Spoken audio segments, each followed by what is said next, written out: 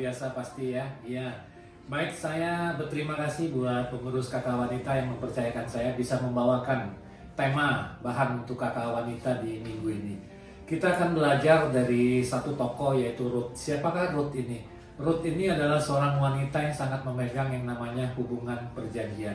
Seperti yang kita ketahui, Ruth menikah dengan anaknya Naomi yang bernama Kilion. Ketika suaminya meninggal, Ruth tidak meninggalkan mertuanya, tapi tetap mengikuti Naomi mertuanya untuk pergi pulang ke daerahnya di Yehuda. Kita baca dulu ayat firman Tuhannya, Ruth pasal 1 ayat 14-17. Ruth pasal pertama ayat 14-17, demikian firman Tuhan. Menangis pula mereka dengan suara keras, lalu Orpa mencium mertuanya itu, minta diri, tetapi Ruth tetap berpaut padanya. Berkatalah Naomi, telah pulang iparmu kepada bangsanya dan kepada para allahnya. Pulanglah mengikuti iparmu itu. Ayat yang ke-16, tetapi kata Ruth, janganlah desak aku meninggalkan engkau dan pulang dengan tidak mengikuti engkau. Sebab kemana engkau pergi, ke situ jugalah aku pergi. Dan di mana engkau bermalam, di situ jugalah aku bermalam. Bangsamu lah bangsaku dan Allahmu lah Allahku. Ayat yang ke-17, di mana engkau mati, aku pun mati di sana, dan di sanalah aku dikuburkan. Beginilah kiranya Tuhan menghukum aku, bahkan lebih lagi daripada itu, jikalau sesuatu apapun memisahkan aku dari engkau, selain daripada maut. Nah, ibu-ibu yang dikasihi oleh Tuhan Yesus Kristus, bisa di-sharingkan di kakak masing-masing. Bagaimana ketika suaminya Ruth meninggal, Ruth tetap memutuskan untuk mengikuti Naomi mertuanya. Seperti ibu-ibu ketahui, hubungan antara mertua perempuan dengan menantu perempuan biasanya rentan, banyak perbedaan di sana-sini. Tapi seorang Ruth yang begitu memegang hubungan perjanjian, ketika dia sudah dinikahkan sama anaknya Naomi, ketika suaminya meninggal, dia tetap memutuskan untuk mengikuti Naomi mertuanya. Akhirnya Naomi tidak bisa berkata apa-apa, Naomi tetap menerima Ruth, mereka pulang ke Yehuda. Nah, ibu-ibu, kita coba belajar di ayat firman Tuhan ini. Begitu Ruth sangat menghargai yang namanya hubungan perjanjian. Di muka bumi ini banyak hubungan antara ayah dan ibu, antara ayah ibu anak, hubungan keluarga, hubungan pertemanan, hubungan bisnis. Tapi Tuhan sangat mengikat yang namanya hubungan perjanjian. Seperti yang kita ketahui di ayat 17, sampai maut yang memisahkan kita. Ibu-ibu ketika menikah dengan suami ibu-ibu, pasti ibu-ibu ingat kata ini. Apapun keadaan, baik suka maupun duka, sehat maupun sakit, dalam keadaan apapun juga, sampai maut yang memisahkan. Berarti hubungan perjanjian ketika ibu-ibu mengucapkan ketika menikah dengan suami ibu-ibu di hadapan hamba Tuhan dan himpunan jemaat, ibu-ibu harus menghargai yang namanya hubungan perjanjian nikah itu. Ketika Ruth benar-benar sangat menghargai yang namanya hubungan perjanjian itu, kita bisa melihat Ruth bisa menjadi berkat buat Naomi, yaitu mertuanya. Nah, ketika Naomi memutuskan membawa Ruth pulang ke daerah mereka, ada 3 berkat yang akan kita belajar bersama-sama supaya ibu-ibu bisa sharingkan di kelompok keluarga Allah wanita ini di kakak amat ibu-ibu masing-masing. Berkat yang pertama adalah Ruth menjadi berkat buat Naomi mertuanya. Kenapa Ruth menjadi berkat buat Naomi mertuanya? Ketika Naomi melihat menantunya betul-betul seorang wanita yang menghargai yang namanya perjanjian, ketika mereka tinggal di daerah Yehuda itu, tetangga-tetangga mereka melihat ada persahabatan sejati di antara mertua dan menantu ini, di mana pada saat itu di daerah itu tidak pernah terjadi. Tapi Naomi dan Ruth bisa mempraktekkannya. Akhirnya Ruth bisa menjadi berkat buat Naomi, buat orang lain juga. Ketika orang lain melihat Ruth begitu memegang yang namanya hubungan perjanjian, mereka secara tidak langsung bisa melihat bahwa mereka pun harus hidup seperti Ruth. Kenapa? Ruth sangat menghargai yang namanya hubungan perjanjian.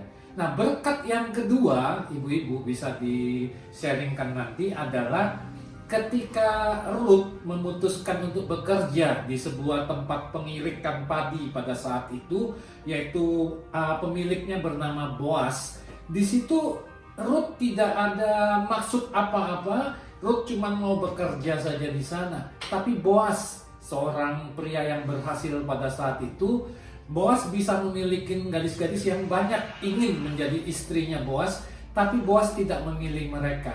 Boas malah memilih Ruth, seorang janda. Kenapa Boas memilih Ruth, seorang janda? Karena ketika Ruth bekerja di tempat dia, Boas melihat dengan mata kepalanya sendiri, begitu Ruth bekerja sangat baik. Ruth juga kehidupan pribadinya sangat baik, hubungan dengan Naomi mertuanya sangat baik, hubungan dengan pekerja-pekerja lain pun sangat baik. Nah, ini catatan satu, ibu-ibu, orang yang menghargai yang namanya hubungan perjanjian, kehidupannya pasti disertai oleh Tuhan Yesus Kristus. Karena Tuhan kita adalah Tuhan yang sangat memegang perjanjian. Allah kita disebut Allah perjanjian. Kitab suci kita disebut kitab perjanjian baru, kitab perjanjian lama. Kita pun disebut sebagai umat perjanjian. Nah, ibu-ibu, orang wanita yang memegang perjanjian seperti Ruth, dia akhirnya menjadi berkat buat pasangannya. Seperti kita ketahui di kitab Ruth ini, akhirnya Boas memilih Ruth menjadi istrinya. Setelah mereka menikah, di sini terjadilah sebuah teladan yang sangat baik di dalam pernikahan mereka.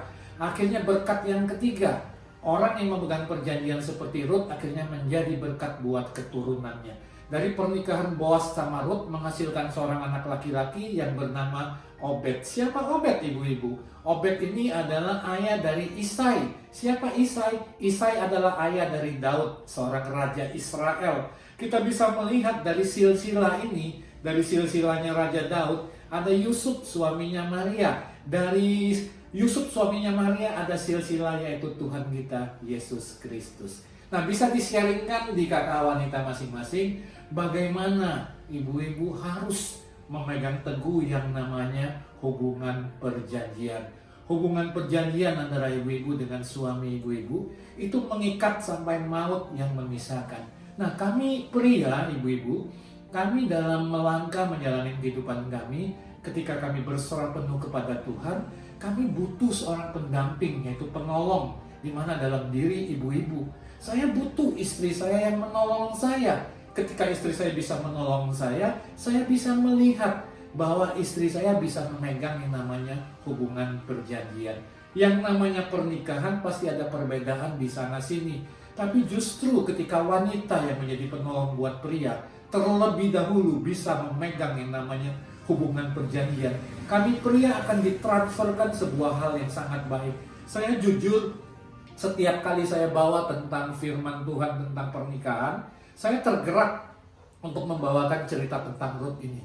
Cerita tentang Ruth ini bagaimana saya bisa melihat seorang wanita yang sangat memegang teguh yang namanya hubungan perjanjian. Terima kasih ibu-ibu, ini sebuah renungan singkat membagi bahan. Bisa ibu-ibu sharingkan. Pertanyaan yang pertama adalah bagaimana hubungan pernikahan ibu-ibu bersama suami ibu-ibu sekarang. Kalau hubungan pernikahannya sudah bagus, tambahkan lagi supaya lebih bagus lagi. Pertanyaan yang kedua, bagaimana ibu-ibu sampai sejauh ini memegang yang namanya hubungan perjanjian. Pertanyaan yang ketiga adalah bagaimana kita bisa praktekkan apa yang Ruth lakukan di kitab Ruth pasal 1-4 ini di dalam kehidupan rumah tangga kita. Terima kasih ibu-ibu, Tuhan Yesus memberkati.